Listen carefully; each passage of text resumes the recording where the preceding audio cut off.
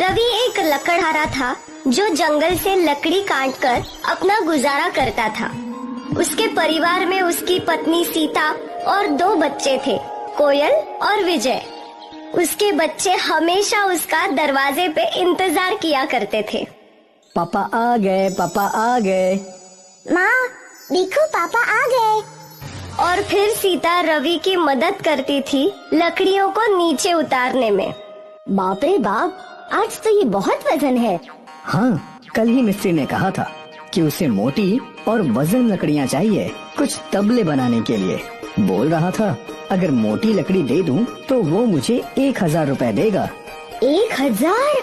हाँ, इसीलिए तो सुबह से इस लकड़ी को काट रहा था। तू मेरे लिए चाय बना, वो आता ही होगा। हाँ हाँ, अब हाथ मुंह धो लीजिए तब तक। सीता ने चूल्हे पे चाय चढ़ा दी। तभी उनके दरवाजे पे खटखट हुई। पापा, मिस्त्री चाचा आए हैं। रवि तुरंत वहाँ पहुँच गया। आपका ही इंतजार कर रहा था।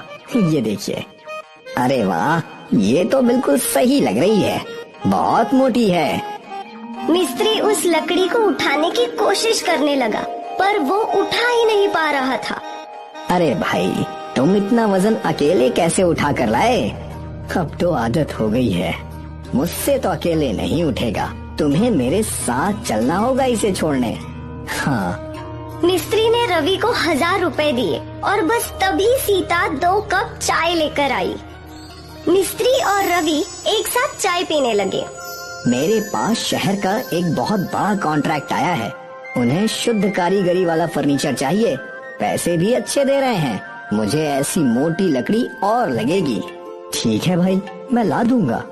बहुत अच्छे, फिर सीधा मेरे कारखाने में ही छोड़ देना। वैसे भी ये बहुत भारी है। हाँ भाई, क्यों नहीं। चाय पीने के बाद रवि वो बड़ी सी लकड़ी उठाकर मिस्त्री के साथ चल पड़ा।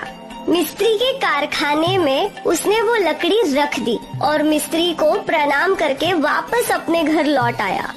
घर लौटते ही उसकी पत्नी ने खुशी खुशी बोला, ये तो बहुत अच्छा हुआ ना। हाँ, ये सब भगवान की कृपा है। रवि ने वो पैसे सीता को दे दिए। इससे बच्चों की स्कूल फीस भर देना। इन दोनों की फीस 800 रुपए है। बचे हुए पैसों से घर का थोड़ा राशन भी ले आऊंगी। ठीक है।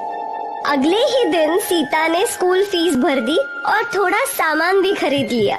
हे भगवान, अपनी कृपा हम पर ऐसे ही बनाए रखना। अगर ऐसे ही चलता रहा तो सब कुछ ठीक हो जाएगा।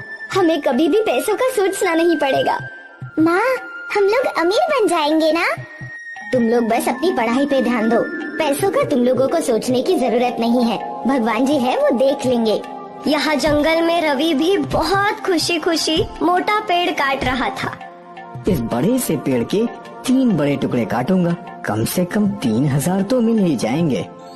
पैसों का सोच सोच के रवि खुश था। उसने एक बड़ा टुकड़ा काट लिया और फिर इसे अपने कंधे पे लाद के वो गांव की ओर चल पड़ा। रवि ने मिस्त्री के कारखाने में वो बड़ा टुकड़ा रख दिया और मिस्त्री ने उसे 1000 रुपए दे दिए।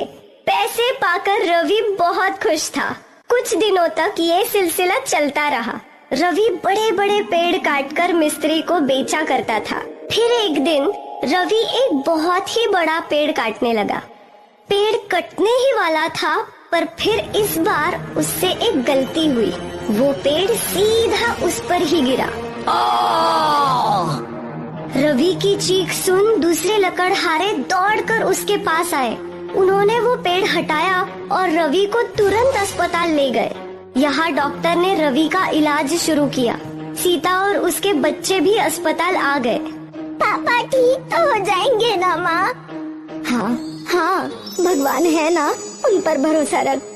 डॉक्टरों ने काफी समय तक रवि का इलाज किया। फिर वो सीता के पास आए। पेड़ के गिरने से इनकी 2 पसलियां टूट गई हैं। हे राम, इनका ऑपरेशन करना होगा।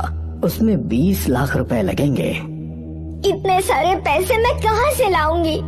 मेरे पति ही हमारे घर का करता धरता थे। फिर आप कुछ दिनों में इन्हें घर ले जाइए, और कोई रास्ता नहीं है। पूरा परिवार आंसुओं में डूबा था।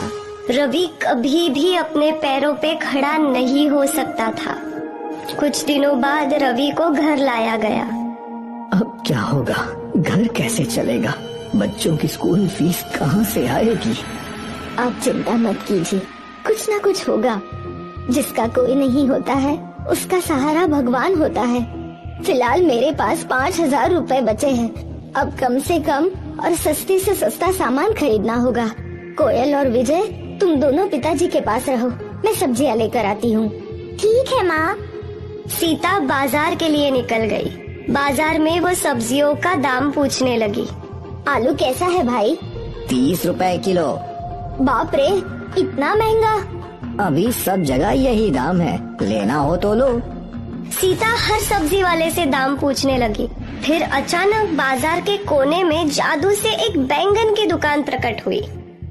अरे बेटी, बैंगन ले लो, मेरे अपने खेत के हैं। क्या दाम है माँ जी? 10 रुपए किलो। सस्ता दाम सुनकर सीता ने तुरंत 1 किलो बैंगन खरीद लिए और फिर वो अपने घर की ओर चल पड़ी और वो जादू से प्रकट हुई बैंगन की दुकान गायब हो गई। जब सीता घर पहुंची, माँ तुम क्या लाई हो? बैंगन लाई हूँ, तुम लोगों को बैंगन का भरता खिलाऊंगी। काश बैंगन के भरते के साथ पराठे भी मिल जाते। जो है उसी में। हे राम। सीता विजय को डांटने ही वाली थी कि उससे पहले उन सबके सामने बैंगन का भरता और पराठे आ गए। ये कहाँ से आ गए? क्या पता माँ, अब तक तो ये यहाँ नहीं थे। पर कैसे? रुको माँ, काश मेरे पास ढेर सारे खिलौने होते। और बोलते ही बोलते उनके पास खिलौने आ गए। बाप रे, मैं तो तभी मानूंगी जब मेरे पति ठीक हो जाएंगे। और तुरंत रवि ठीक हो गया। वो उठकर खड़ा हो गया। सीता अपने आंसू रोक नहीं पाई। धन्यवाद, धन्यवाद जादुई बैंगन। सीता और बच्चों ने रवि को गले लगाया। मुझे तो यकीन ही नहीं हो रहा कि मैं अपने पैरों पर खड़ा हो गया हूँ। हे भगवान, तेरा लाख लाख शुक्र है। रवि और सीता की सारी परेशानियों का समाधान हो चुका था। पूरा परिवार खुश। फिर एक एक करके सभी अपनी इच्छा के अनुसार चीजें मांगने लगे। हे जादुई बैंगन, मुझे इतने पैसे दे जिससे न सिर्फ मैं परिवार का गुजर बसर कर सकूं, बल्कि गरीबों की मदद भी कर पाऊं। रवि के सामने ढेर से पैसे और सोने के सिक्के आ गए। हे जादुई बैंगन, मुझे बहुत बड़ा घर चाहिए और उसके बाहर 2 गांव माता भी चाहिए। और देखते ही देखते सीता और रवि का घर एक आलीशान हवेली में बदल गया। माँ, गौ माता की आवाज आ रही है। जब सब लोग बाहर आए तो उनके आंगन में 2 गायें थी। सीता बहुत खुश थी। वो लोग वापस अंदर गए। और क्या मंगवा सकते हैं हम? हमारी जरूरत की हर चीज हमें मिल चुकी है बच्चों। अगर हम और मांगते रहे तो हमारा लालच ही बढ़ता जाएगा।